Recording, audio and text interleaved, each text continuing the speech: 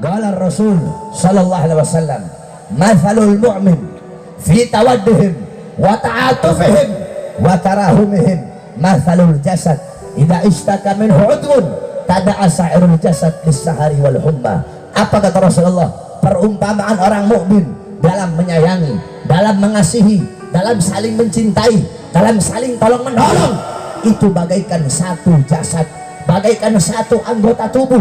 Apabila ada sebagian jasad, apabila ada sebagian anggota tubuh yang merasakan sakit, maka seluruh anggota tubuhnya pun ikut merasakan sakit, ikut merasakan demam, ikut merasakan panas. Maka penderitaan saudara-saudara kita umat Islam yang ada di Lombok, penderitaan mereka juga penderitaan kita. Rumah mereka yang hancur sama seperti rumah kita hancur.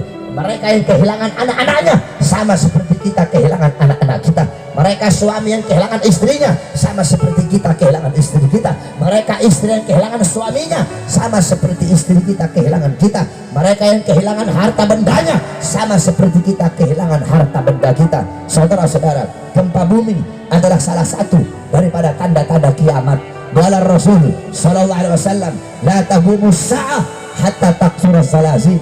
Kata Nabi, tidak akan terjadi yang namanya kiamat sebelum terjadi banyak gempa bumi di mana-mana. Terus bagaimana gempa bumi di mata para ulama, di mata orang-orang soleh, di mata para sahabat, di mata Rasulullah sallallahu alaihi wasallam? Dalam hadis riwayat Al-Imam Tirmidzi, satu waktu Rasulullah beliau menaiki sebuah gunung yang bernama Gunung Thabir. Rasulullah, Sayyidina Abu Bakar, Sayyidina Umar, dan Sayyidina Utsman. Ketika Rasulullah naik Gunung Thabir, tiba-tiba ini gunung gempa bumi, batu-batunya jatuh. Rasulullah letakkan tangannya di bawah Gunung Thabir. Kemudian Rasulullah berkata, "Wahai Thabir, belum saatnya bagimu, jangan kau berguncang. Wahai Thabir, sesungguhnya di atasmu ada seorang nabi, ada seorang yang siddiq," maksudnya Sayyidina Abu Bakar, "dan ada dua orang syahid, yaitu Sayyidina Umar dan Sayyidina Utsman radhiyallahu anhuma." Tiba-tiba Gunung Thabir tersebut pun langsung berhenti. Itu riwayat Al-Imam Tirmidzi, gunungnya Gunung Thabir. Kalau riwayat Al-Imam Bukhari Muslim, bukan Gunung Thabir, melainkan Gunung Uhud. Rasulullah, Sayyidina Abu Bakar, Sayyidina Umar, Sayyidina Utsman naik ke Gunung Uhud. Tiba-tiba Gunung Uhud bergejolak, Gunung Uhud gempa bumi. Langsung Rasulullah letakkan tangannya. Rasulullah berkata, "Wahai Uhud, belum saatnya bagimu. Wahai Uhud, ketahuilah di atasmu ada seorang nabi, ada seorang siddiq, dan ada dua orang yang syahid, yaitu Sayyidina Umar dan Sayyidina Utsman." Kemudian Nabi berkata, "Dosa apa yang telah kalian lakukan? Maksiat apa yang telah kalian lakukan sehingga Allah berikan ini gempa bumi kepada kita?" Saudara-saudara, Sayyidina Umar bin Khattab radhiyallahu an, ketika Madinah ketika Madinah dilanda gempa bumi, idza zulzilatil Madinah, ketika Madinah dilanda dengan gempa bumi, fadala Umar, berkata Sayyidina Umar bin Khattab amaman nas, beliau berkata di hadapan manusia, fakhataba Umar, kemudian Sayyidina Umar berkhutbah di hadapan penduduk Madinah. Apa kata beliau? "Ya ahlal Madinah, ma'asra'tum ma'ahdastum." Wahai penduduk Madinah, sungguh cepat apa yang kalian lakukan, sungguh begitu cepat. Perbuatan apa yang kalian lakukan? Perbuatan apa? Pekerjaan apa? Perlakuan apa yang kalian lakukan? Begitu cepat kalian lakukan perbuatan tersebut sehingga Allah berikan ini gempa bumi kepada kita. Wallahi la in adat, kata Sayyidina Umar, demi Allah, andaikan besok ada gempa susulan, andaikan besok ada gempa bumi lagi, la ukhrijanna min baini adhurikum, sungguh demi Allah, aku akan keluar di antara kalian. Aku gak mau tinggal bersama kalian kalau besok ada gempa bumi lagi. Itu gempa bumi di mata Sayyidina Umar bin Khattab. Perbuatan dosa apa yang kalian lakukan sehingga begitu cepat Allah berikan ini gempa bumi kepada kita? Adapun Sayyidina Umar bin Abdul Aziz, beliau ketika dilanda gempa bumi, tiba-tiba beliau panggil semua gubernur-gubernur, dipanggil. Beliau berkata, "Wahai para gubernur, dosa apa yang kalian lakukan? Maksiat apa yang kalian lakukan sehingga Allah berikan ini bala kepada kita? Cepat, jangan kalian simpan, kalian punya harta, keluarkan harta kalian di jalan Allah agar Allah angkat bala dan musibah." Adapun menurut Al-Imam Ka'ab ibn Malik, gempa bumi tidak akan terjadi kecuali terlalu banyak hamba-hamba yang berbuat dosa di atas bumi sehingga bumi takut kepada Allah, bumi ketakutan sehingga bumi bergetar, bumi gemetar, makanya dia gempa bumi. Kenapa ini bumi bergetar bergoyang? Karena dia takut kepada Allah. Terlalu banyak hamba-hamba yang berbuat dosa di atasnya. Menurut Sayyidatuna Aisyah radhiyallahu anha, beliau ditanya oleh Anas bin Malik tentang gempa bumi. Apa jawab Sayyidatuna Aisyah? Tidak akan terjadi gempa bumi melainkan 3 perkara telah merajalela. Apa 3 perkara tersebut? Yang pertama khamr, yang pertama minuman keras. Minuman keras di mana-mana, orang mabok di mana-mana, pagi, siang, sore, malam, yang tua, yang muda, yang kaya, yang miskin, semuanya mabok. Mabok sudah tidak dianggap perkara yang haram. Mabok dianggap perkara yang mubah.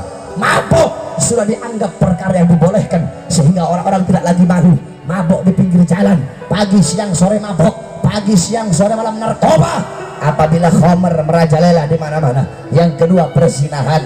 Yang kedua perzinahan. Laki-laki dan perempuan tidak lagi punya malu, mereka berzina, perzinahan di mana-mana, pagi siang sore malam zina, yang tua yang muda zina, anak SD zina, anak SMP zina, anak SMA melahirkan dalam sekolahnya, saudara. Berapa banyak perzinahan di mana-mana, pelacuran di mana-mana. Zina sudah lagi bukan hal yang tabu. Zina adalah hal yang dianggap biasa. Apabila perzinahan sudah di mana-mana, mabuk di mana-mana. Yang ketiga, musik-musik dunia, musik-musik yang membuat lupa, dangdut di mana-mana, orkes di mana-mana, lagu-lagu yang membuat lupa kepada Allah. Orang-orang lupa baca Quran, lupa tahlil, lupa tahmid, lupa baca tasbih, lupa baca takbir, lupa baca tamjid, lupa baca salawat. Mereka disibukkan dengan orkes, dengan dangdut, dengan musik-musik dunia. Apabila 3 perkara ini telah merajalela di antara umat Islam, maka Allah berkata, wahai bumi, goncanglah mereka. Wahai bumi, goyang mereka. Mereka yang suka dangdutan, mereka bergoyang di atas kamu. Sekarang gantian, ayo kalian goyang mereka. Makanya ada gempa bumi, saudara-saudara. Kemudian Sayyidina Anas bertanya, apakah itu merupakan ujian atau itu merupakan bala? Kemudian Sayyidatuna Aisyah menjawab, bagi orang-orang yang beriman, gempa bumi itu adalah nasihat, ujian, dan rahmat dari Allah. Adapun bagi orang-orang kafir, bagi orang-orang munafik, bagi yang suka berbuat dosa, gempa bumi itu adalah azab, bala, siksa, peringatan daripada Allah Subhanahu wa Ta'ala. Makanya saya sampaikan kepada kamu semua, besok-besok kalau kalian pengen selamat dari azab, pengen selamat dari bala, pengen selamat dari bencana. Sebab kenapa? Contoh Lombok.